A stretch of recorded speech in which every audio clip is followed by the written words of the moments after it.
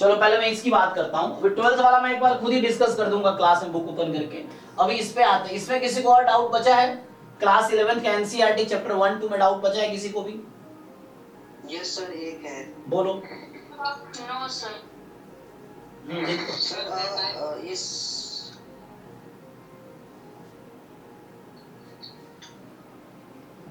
Sir sigma function और sir और constant function के ग्राफ में सर कंफ्यूजन हो रहा है बहुत। क्यों कंफ्यूजन हो रहा है? सर y इक्वल्स टू 1 पे सर दोनों ड्रॉ कर रहे हैं तो सर मतलब कांस्टेंट फंक्शन सर y मतलब सर जो y होता है पॉजिटिव y सर उसके लेफ्ट में क्यों जा रहा है वो? क्योंकि पूरा रियल नंबर में डिफाइन है। कांस्टेंट फंक्शन का डोमेन क्या है? सर वो कांस्टेंट के मतलब वही होता है सर कांस्टेंट नंबर। नहीं डोमेन रियल नंबर। हाँ सर रियल नंबर। फिर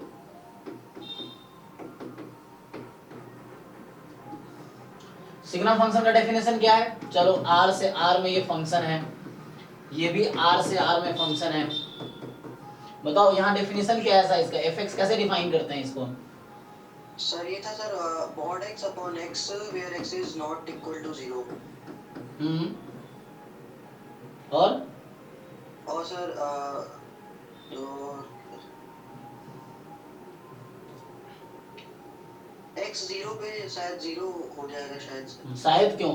ये क्लैरिटी नहीं है। क्लैरिटी पता है किस बच्चे को आएगी? जो बार बार रिवाइज करेगा, बहुत सारे क्वेश्चन प्रैक्टिस करेगा, उसको क्लैरिटी आएगी। जैसे शायद लगता है या ऐसा हो सकता है ना, तो क्लैरिटी के लिए डिवीजन करना है। हाँ 1 है ग्रेटर देन 0 और -1 है लेस देन 0। जी इसी को दूसरे तरीके से लिखेंगे ना आप, जैसे x नॉन जीरो है तो x जीरो नहीं है मतलब क्या है? या तो पॉजिटिव है या फिर नेगेटिव है। तो इसी को दो पार्ट में हम लोग ब्रेक कर सकते हैं। तो इसमें आप करेंगे कि x पॉजिटिव है तो mod x तो x बन जाएगा, तो x अपॉन x क्या बन जाएगा? 1। और जब x नेगेटिव है तो mod x माइनस x बन जाएगा, और माइनस x अपॉन x कितना हो जाएगा? -1। और x बराबर 0 पे 0 ही है। तो ऐसे लिखिए या ऐसे लिखिए, सेम बात है। ठीक है, तो ये हो गया ये। अब बताओ भाई इससे क्या कंफ्यूजन है तुम्हें इस ग्राफ में? तो ये बोल रहा है कि जब x पॉजिटिव है तो 1 का ग्राफ बनाओ, जब x नेगेटिव है तो -1 का ग्राफ बनाओ, और जब x 0 है तो 0 का ग्राफ बनाओ। राइट साइड में x पॉजिटिव है तो 1 का ग्राफ बनाओ, लेफ्ट साइड में x नेगेटिव है तो -1 का ग्राफ बनाओ, और जब x 0 है तो 0 का ग्राफ बनाओ। ये ग्राफ है इसका सिग्नम फंक्शन का, है ना? सर ये लेफ्ट साइड क्यों नहीं जा रहा 1 पे? इधर x की वैल्यू क्या है? नेगेटिव है। तो नेगेटिव के लिए x क्या 1 ले रहा है वैल्यू फंक्शन? नहीं सर फिर क्यों जाएगा? जैसे तुमसे पूछूं इस फंक्शन में, जैसे मान लो x की वैल्यू यहाँ -1 है, so what is f of -1 in this function? Sir -1 पे -1 आएगा। तो तुम क्यों चाहते हो कि -1 पे फंक्शन 1 हो जाए?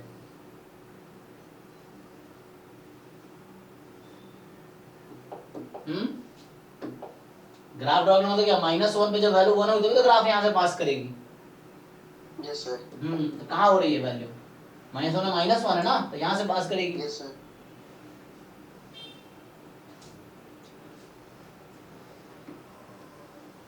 यहाँ तुम्हें कंफ्यूजन है कि मान लो fx बराबर 1 है, तो ये 1 है चाहे x कोई भी रियल नंबर हो, इसलिए 1 है। तो यहाँ ग्राफ दोनों साइड क्यों जा रहा है? चाहे तुम x को 1 लो, x को 2 लो, x को 3 लो, x को 4 रखो, x को 10 रखो, 20 रखो, 25 रखो, कुछ भी रखो, वैल्यू क्या रहेगी फंक्शन की? 1।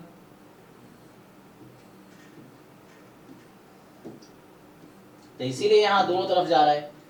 यहाँ जब x नेगेटिव है तो वैल्यू -1 है, तो ग्राफ -1 पे गया।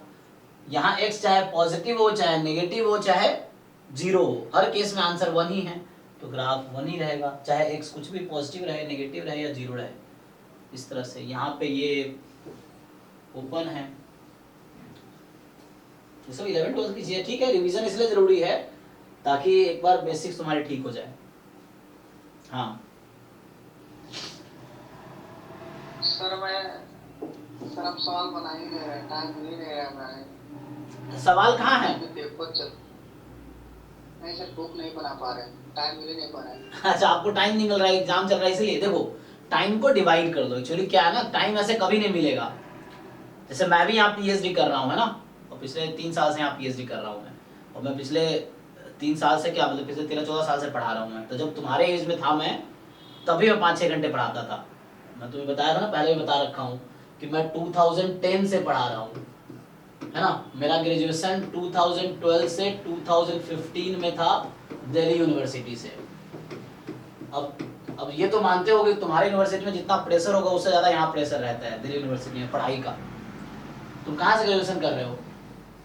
इलाहाबाद यूनिवर्सिटी। तो ये तो है कि कम से कम जितना प्रेशर इलाहाबाद यूनिवर्सिटी में उससे ज़्यादा तो दिल्ली यूनिवर्सिटी में रहा होगा। और इस दौरान भी मैं शाम को 4 बजे से रात को 10 बजे तक ट्यूशन पढ़ाता था, इस ईयर में भी। और मैट्रिक्स प्लस नाम की कोचिंग है जीटीवी नगर में, आज भी जाके तुम उनसे पूछ सकते हो। जीटीवी नगर में, अभी मैं दिल्ली गया था, मिला भी था, है ना। उस कोचिंग में पढ़ाता था मैं शाम को 4 बजे से 8-9 बजे तक बैच रहता था जनरली। तो मुझे आया उस समय। तो वैसे बहाना बनाओगे तो कुछ नहीं होगा। मतलब बहाना नहीं से कह रहा हूँ कि अगर चैलेंजेस है तो और अच्छा है, अगर तुम उसको फेस करोगे तो बहुत आगे जाओगे लाइफ में। ये चीज़ें हैं, ठीक है। तो उस समय मैं फिर बीएससी पास हुआ, ये अलग बात, मैं बीएससी में फेल हो गया इस चक्कर में, समझ लो ना। ये है मतलब मैं 3rd ईयर में फेल हो गया था एक सब्जेक्ट में। तो वो तो कीमत चुकानी पड़ेगी ना तुम्हें। जैसे मैं नहीं पढ़ रहा हूँ उस 6 घंटे, बाकी सुबह 8 बजे कॉलेज जाता था, 3-4 बजे तक कॉलेज होता था, फिर 4 से ट्यूशन पढ़ा रहे, रात को सो गए, फिर सुबह कॉलेज जा रहे। तो ये कॉलेज का टाइम जनरली होता था, 8 बजे से क्लास होती थी। तो इस चक्कर में 3rd ईयर में फेल भी हो गया था। कोई दिक्कत नहीं है, कोई पार्ट ऑफ जर्नी था, तो कीमत तो चुकानी है तुम्हें ना, तो कोई प्रॉब्लम नहीं है। लेकिन करना क्या है, कंसिस्टेंटली चीज़ों को फॉलो करना है। लेकिन बहुत सालों बाद मैं एक अच्छी जगह पहुंच गया ना, क्यों? क्योंकि लगातार मैं कोशिश करता रहा। तो सेम आपके साथ भी है। जैसे क्या करना है, इसमें करने का तरीका क्या है, आप कर क्या सकते हो, है ना। आप क्या कर सकते हो अभी, तो एक टाइम शेड्यूल डिवाइड कर लो। जैसे कॉलेज का टाइम के बाद एक स्टडी का टाइम फिक्स कर लो ना, कि इस टाइम पे मैं क्वेश्चन सॉल्व करूंगा जैम के लिए, इस टाइम पे बीएससी की पढ़ाई करूंगा, जो कॉलेज का होमवर्क होगा या वो होगा। तो एक टाइम स्लॉट बना लो। जैसे अभी भी तुम देखो मेरा क्या है ना, मेरा स्लॉट बना हुआ है 12 से 6, फिर 6 से 12, फिर 12 से 18 और 18 से 24, ठीक है। तो ये जो अभी कौन सा स्लॉट चल रहा है, अभी मेरा ये स्लॉट चल रहा है। तो ये टीचिंग का स्लॉट है मेरा, है ना। मैं 6 बजे से पढ़ाता हूँ, 11 साढ़े 11 तक क्लास चलती रही, लगभग 11 बजे तक, साढ़े 11 बजे। फिर मैं जहाँ पे अभी खड़ा हूँ, ये आईआईटी खड़गपुर से 2 किलोमीटर दूर है। मैं रहता कैंपस में हूँ, तो मैं रात को जाता हूँ यहाँ से कैंपस, रहता कैंपस में हूँ हॉस्टल में। तो जाते जाते लगभग 10-20 मिनट लगता है, तो 12 बज जाते मान लो। तो ये टीचिंग का स्लॉट है मेरा। फिर ये जनरली मेरा सोने का स्लॉट है, मैंने सोच रखा है। तो हालांकि सोता थोड़ा लेट ही हूँ, लेकिन ये ऐसा है। फिर बाकी मेरे पास ये 12 घंटे हैं, है ना। तो इस 12 घंटे में मैं क्या करता हूँ, 9 बजे से 6 बजे तक मेरा ये पीएचडी का स्लॉट है, तो हो गया। तो इधर इसमें मेरे पास कुछ टाइम बच भी गया। 12 घंटे में कितने घंटे है ये, मेरे पास कुछ टाइम बच गया ना। तो अप्रॉक्स 10-15 मिनट आगे पीछे कर लो, स्ट्रिक्ट नहीं है, 1 घंटे आगे पीछे कर लो, वैसा है। बट इस तरह तुम्हें अपने लाइफ को ऑर्गेनाइज करना है कि करना क्या है। तुम्हारे पास 24 घंटे, बहुत टाइम है, 24 घंटे है ना। तो ये बीच में है, तो मेरे पास बीच में ये 3 घंटे का यहाँ मेरे पास वो है। तो मैं थोड़ा लेट भी उठता हूँ, लेट सोता हूँ, लेट उठता हूँ, तो यहाँ तक आ जाता है चीज़ें, तो वैसे ही चल रही है। तो ऐसे तुम्हें एक मैनेजमेंट लाइफ को एक मैनेज करना, मतलब 24 घंटे हैं तो प्रॉपर, और कंसिस्टेंसी बहुत ज़रूरी है। तुम जो भी कर रहे हो रेगुलर शेड्यूल में बहुत लंबे टाइम तक करोगे ना, तो उस चीज़ में बहुत अच्छे हो जाओगे तुम। ये तो एक रेगुलर शेड्यूल बनाओ। जैसे मैं अपना बता दिया, अभी मेरा ये चलता है। अभी जब से मैं खड़गपुर आया हूँ, खड़गपुर में 2022 में आया था, मार्च में, फरवरी 2022 में, क्योंकि उससे पहले कोविड चल रहा था, बुलाया नहीं था। तो 2 साल से हालांकि यहाँ पर हूँ मैं। तो ये शेड्यूल तब से ऑलमोस्ट मैं फॉलो कर रहा हूँ। तो ये तुम भी अपना एक शेड्यूल बना लो, प्रॉपर फॉलो करो। 1-2 एडवाइस ये, फ़ोन कम यूज़ करो, सोने जाओ तो फ़ोन लेके मत जाओ बेड पे। मैं रात को अभी जैसे यहाँ से क्लास से मैं क्या करता हूँ, मैं लैब जाता हूँ। अभी से क्लास खत्म होती है, मैं लैब जाता हूँ जहाँ पीएचडी करता हूँ। मैं फ़ोन वहाँ छोड़ के फिर मैं रूम पे सोने जाता हूँ। फिर सुबह मैं फिर आता हूँ, फिर फ़ोन देखता हूँ। तो मैं फ़ोन लेके रूम पे नहीं जाता। तो इससे ये फ़ायदा होता है कि रात को रील्स नहीं देखते हम, टाइम वेस्ट नहीं होता मेरा। रूम पे गए, फिर सो गए, सुबह उठे, फिर नहा धो के लैब आ गए। ये चीज़ें हैं। तो थोड़े से लाइफ में डिसिप्लिन तुम्हें मेंटेन करना पड़ेगा बाकियों से बेहतर करने के लिए, क्योंकि इस ज़माने में ना डिस्ट्रैक्शन बहुत है। तो 100 में से 80 बच्चा तो भटका हुआ है अपने गोल से, मैं बता रहा हूँ। जो 10-20 सिंसियर है, वो ठीक से काम करता है, वही लाइफ में आगे जा रहा है, ठीक है। तो ये तुम्हें समझना है। सर जी। सर जैसे थर्ड ईयर में बाई चांस किसी सब्जेक्ट में बैक आ गई तो सर जैम वाले अलाउ करते हैं ना, टाइम देते हैं या फिर चला जाएगा ये? नहीं, जैसे मैं 2015 का जैम मेरा क्वालिफाई हुआ था एमएस में, उस समय मेरे 125 रैंक थे। 2015 126 रैंक, सॉरी 126 था। उस रैंक पे मुझे बॉम्बे में स्टैट से मिल रहा था, ओआर भी मिल रहा था, है ना, ओबीसी कैटेगरी का हूँ मैं। लेकिन वो मेरा थर्ड ईयर फेल हो गया मैं, तो मुझे ड्रॉप लेना पड़ा, क्योंकि तुम्हें पेपर क्लियर नहीं करोगे तो वहाँ जाकर फिर बाद में जब डॉक्यूमेंट वेरिफिकेशन होगा तो वहाँ फिर तुम्हें टर्मिनेट कर देंगे। मेरा दोस्त था अलग, एक योगेश है, तो वो ऐसे ही किया, उसने उसका भी बैक लगा था तिरुवनंतपुरम कॉलेज ड्यू से ही, वो एडमिशन ले लिया बॉम्बे में। फिर बाद में डॉक्यूमेंट वेरिफिकेशन हुआ तो उसको भी निकाल दिया इस तरह से।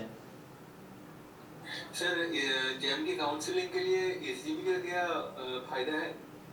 काउंसलिंग के लिए एसजीपी 6 मैंडेटरी है क्या? नहीं समझ आया। जैम की काउंसलिंग के लिए एसजीपी 6 पर सीजीपी 6. अच्छा सी, ओके, सेमेस्टर ग्रेड पॉइंट कह रहे हो, ओके ओके। 6 अभी कोई दिक्कत नहीं है, मार्क्स का कोई रिस्ट्रिक्शन नहीं है। अगर तुम्हारे 40% भी मार्क्स है, अगर तुम्हारे डिग्री पे पासिंग लिखा हुआ है या मार्कशीट पे है कि तुम पास हो, तो कोई प्रॉब्लम नहीं है, मार्क्स का कोई क्राइटेरिया नहीं है अभी, ठीक है ना। क्योंकि अभी कोविड में ये हुआ था ना कि बहुत सारे लोग बिना एग्जाम दिए पास हुए, प्रमोट कर दिया ना लोगों को, तो मार्क्स तो आए ही नहीं, तो इसलिए अभी मार्क्स का क्राइटेरिया खत्म हो गया है।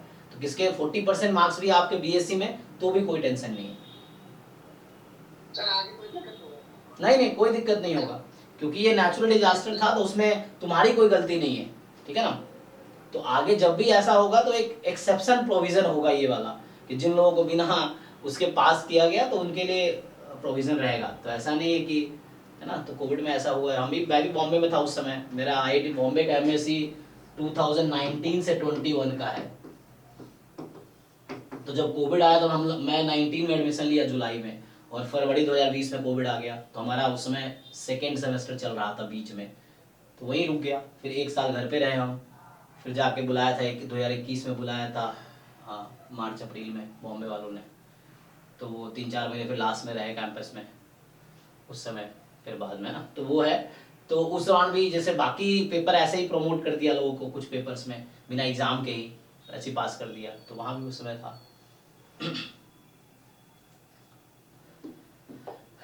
ठीक है, तो आगे स्टार्ट करते हैं हम लोग।